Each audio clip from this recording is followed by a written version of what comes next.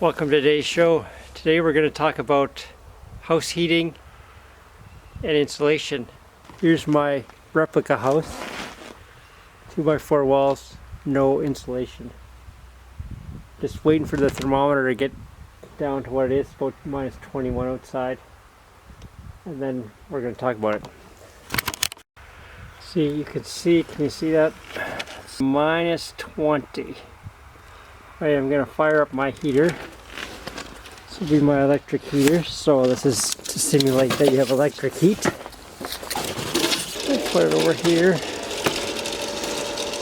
So it's minus 20.1. So it's getting colder. So this is a house with electric heat and no insulation. My hand here is warm. It's still minus 20.1 of the outside. Good. Oh, but you think electric heat's expensive, so maybe we should get gas, or solar, or geothermal, or a fireplace. Well, I'm going to make a little fireplace now. See if that changes. Alright, this is my alternative heat. It's my soup can heater. Put some fire in there. Oh, it's burning nice. Now it's 20.3 in there. Oh yeah. So what really all you do is when you put in gas or solar or geothermal, your furnace still runs all day.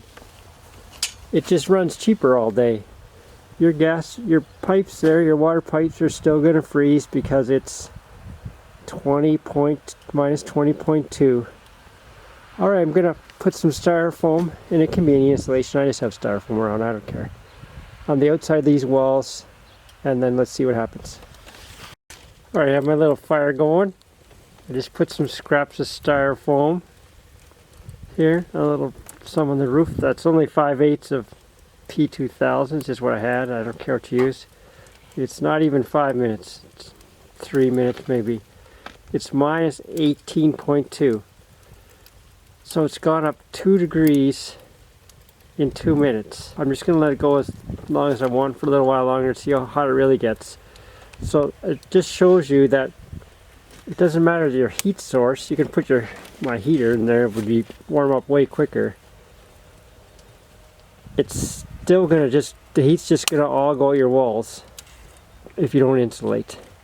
And actually if you styrofoam on the outside of your walls, it actually increases the R value because you have chip rock and stuff. It creates air gaps, so you actually increase your R value more than what you put on. Whereas if you put fiberglass in here, it's good, but you lose R value from your insulation because of the thermal transfer through your studs.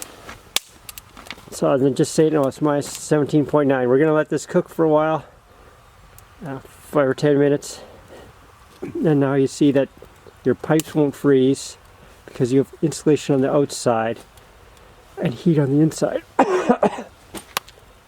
Hey, that's my little experiment for those who don't believe in insulation. You'll see how long this takes to see how hot it really gets.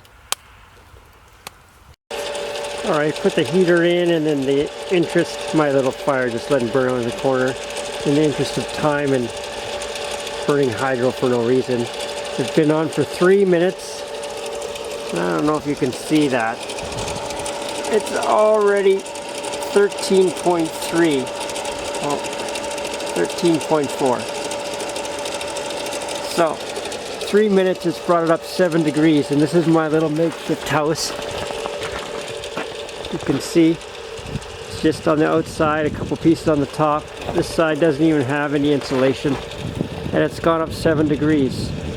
That should tell you that adding insulation is way more important than changing your heat source. Alright, thanks for watching. Like what you see, subscribe, hit the like button. Feel free to comment. Later.